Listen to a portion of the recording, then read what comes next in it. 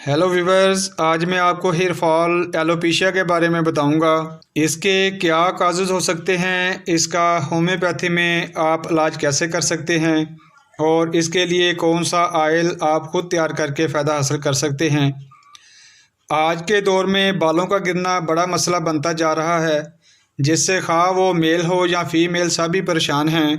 इसकी बुनियादी वजूहात में क्रॉनिक किस्म की बीमारी का होना, सदमात, टेंशन, खुश्की, सिकरी वगैरह का हो जाना या फिर मुतवाज़न ग़िज़ा की कमी भी हो सकती है।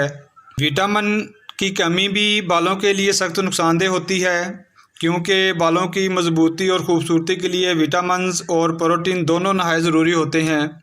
इसके अलावा ये मरूसी बीमारी भी हो सकती है। सिफिलिस और साइकोसिस भी इसका काज हो सकते हैं।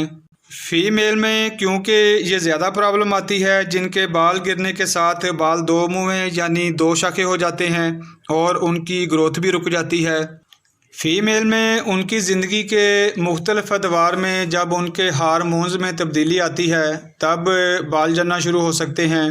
अमूमन माहाना निज़ाम की ख़राबी या डिलीवरी केसेस के बाद अक्सर हेयर फॉल की सिम्टम देखने में आती हैं। इसके अलावा सर की तरफ ब्लड सर्कुलेशन का ठीक ना होना वो भी बाल गिरने की वजह हो सकती है। इसके लिए आप रात को लेटते वक्त अगर चंद मिनट उल्टा लेटें और सर को नीचे लटका दें, इससे सर की तरफ ब्लड सर्कुलेट करेगा।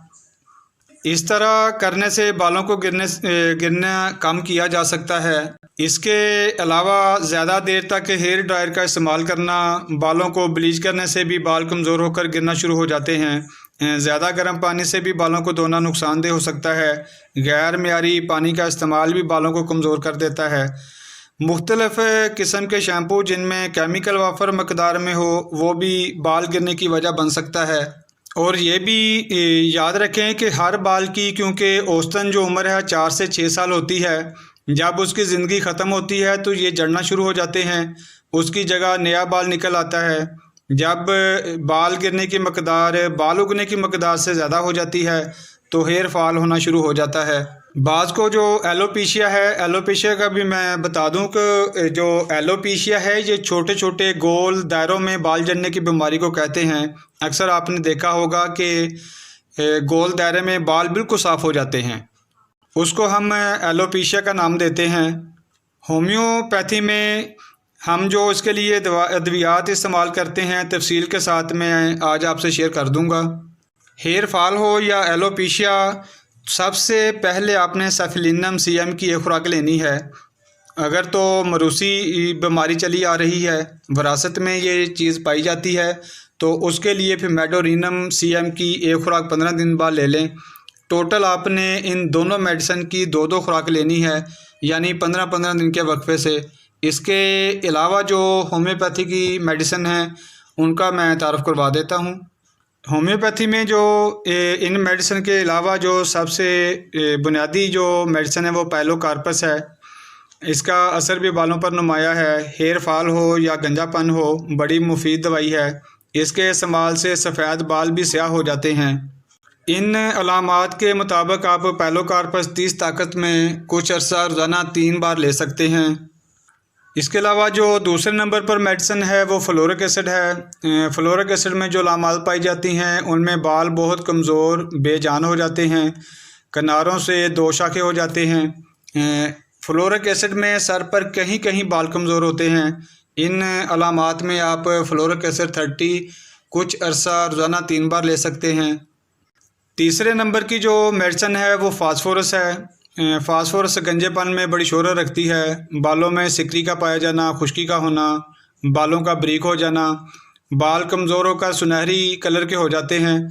फास्फोरस की ये मेन निशानी है कि बालों का सुनहरी कलर में हो जाना। ये दरअसल बालों की जड़ों की कमज़ोरी की वजह से होता है। फास्फोरस 30 का इस्तेमाल बालों को गिरने से रोकता है और उन्हें मजबूत बनाता है। इन अलामात के मुताबिक आप फास्फोरस 30 ताकत में कुछ अर्सा रोज़ाना 3 बार ले सकते हैं। नंबर 4 पे जो मेडिसिन है वो नेट्रम म्योरिटिकम है। नेट्रम म्योर भी कहते हैं। नेट्रम म्योर के जो बाल हैं वो खोखले होते हैं, बेजान हो जाते हैं, किनारों से 2 शाखे होंगे। बाज़ केसों में तो दायरा की शक्ल में बाल झड़ते हैं, जैसे मैंने एलोपेशिया का आपको बताया है, वहाँ से जगह बिल्कुल खाली हो जाती है। नेट्रोम्योर में बाल इतने कमज़ोर होते हैं कि कंघी करने से ही बाल निकल जाते हैं। अगर ये अलामात पाई जाती हैं तो रोज़ाना आप नेट्रोम्योर 200 में कुछ अर्सा ले सकते हैं। अगर तो एलोपेशिया की वाली सिम्टम है, गोल दायरों की शक्ल में बाल झड़ते हैं, तो नेट्रोम्योर 200 के साथ बेसिलिनम 200 लेना बड़ा मुफीद रहता है। इससे जो अगली मेडिसिन है ग्रेफाइटस में भी बाल बड़ी तेज़ी से गिरते हैं। अक्सर केसों में तो स्कैल्प पर फंगस हो जाती है, सिकरी की मोटी मोटी तह जम जाती है जिसके नीचे से सफ़ेद गाढ़ी रतूबत निकलती है। इसके अलावा अगर नाखनों में फंगस है, नाखन भी मोटे और टेढ़े हो चुके हैं, तो ये दोनों सिम्टम्स मिलके ग्रेफाइटस की बुनियादी अलामतें बन जाती हैं। और ग्रेफाइटिस जो है ऐसे केसों को क्योर कर देती है। अगर ग्रेफाइटिस 200 रोज़ाना कुछ अर्सा इस्तेमाल कर ली जाए तो इससे भी ऐसे केस क्योर किए जा सकते हैं। और एक जो अगली मेडिसिन है वो भी बड़ी बेहतरीन मेडिसिन गिनी जाती है, एसिड फास में भी गंजापन पाया जाता है, बालों का गिरना, बालों में सिकरी खुश्की का पाया जाना।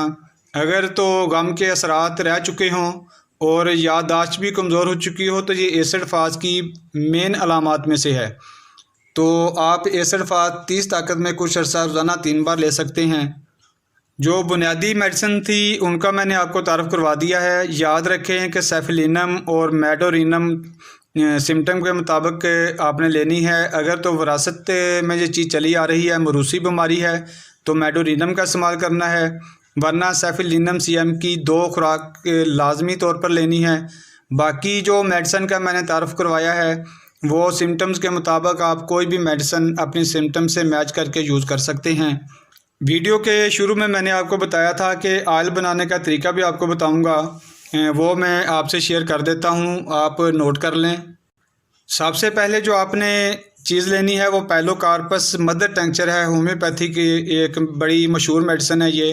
पैलोकार्पस मदर टिंचर में 10 ml लेनी है। दूसरे नंबर पर आपने आर्निका मोन्टिका मदर टिंचर में 10 ml लेनी है। तीसरे नंबर पर कैस्टर ऑयल 100 ml लेना है और चौथे नंबर पर आलमंड ऑयल जो है वो आपने 100 ml लेना है। इन चारों को आपने एक शीशे की बोतल में मिक्स करके तैयार कर लेना है। हफ्ते में 2 से 3 बार लगाएं और 2-3 घंटे लगा रहने दें। उसके बाद किसी अच्छे शैम्पू के साथ सर को धो लें। इस ऑयल के इस्तेमाल से बालों में मजबूती भी आएगी और बाल खूबसूरत भी होंगे, मुलायम भी हो जाएंगे और गिरना भी बंद हो जाएंगे। उम्मीद करता हूँ कि आज की वीडियो आपके लिए मालूमाती होगी। लाइक भी करें और शेयर भी करें। अगली वीडियो तक मुझे इजाज़त दें। अपनी दुआओं में याद रखें। शुक्रिया।